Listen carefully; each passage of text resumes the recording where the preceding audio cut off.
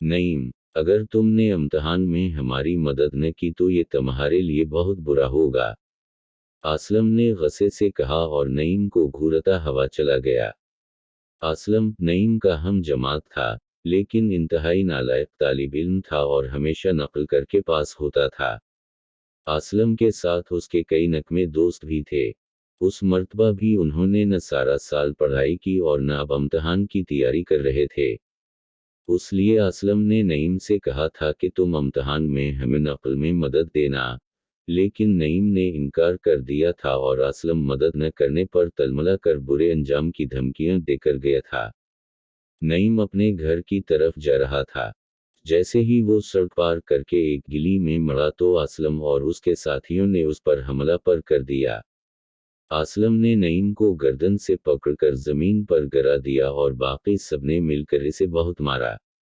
अचानक सामने से 3-4 आदमी आए। उन्हें देखकर असलम और उसके साथी नईम को छोड़कर वहां से भाग गए। उन लोगों ने नईम को सहारा देकर उठाया। फिर नईम घर की तरफ चल दिया। नईम की ये हालत देखकर उसकी अम्मी बहुत परेशान हो गईं।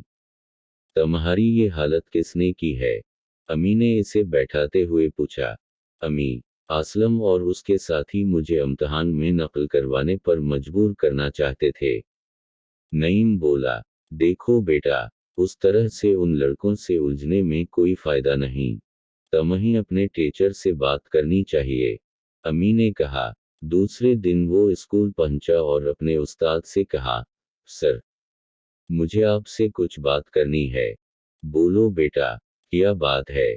सर नोमान ने कहा। फिर नईम ने सारी बात उनको बताई।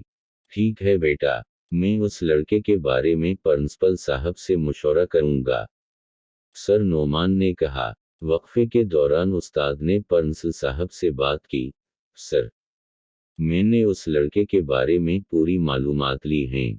वो इंतहाई नालायक लड़का है। बेहतर यही है कि इसे स्कूल से निकाल दिया जाए।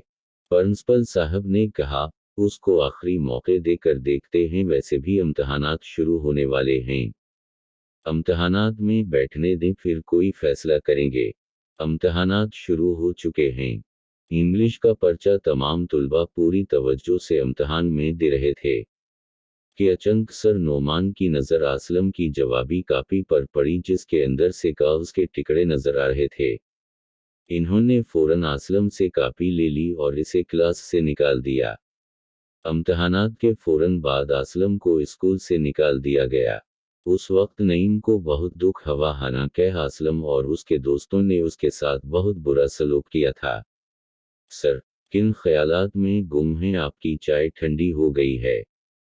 अपने चपरासी की आवाज सुनकर अचानक नईम ख्यालात की दुनिया से बाहर आ गया।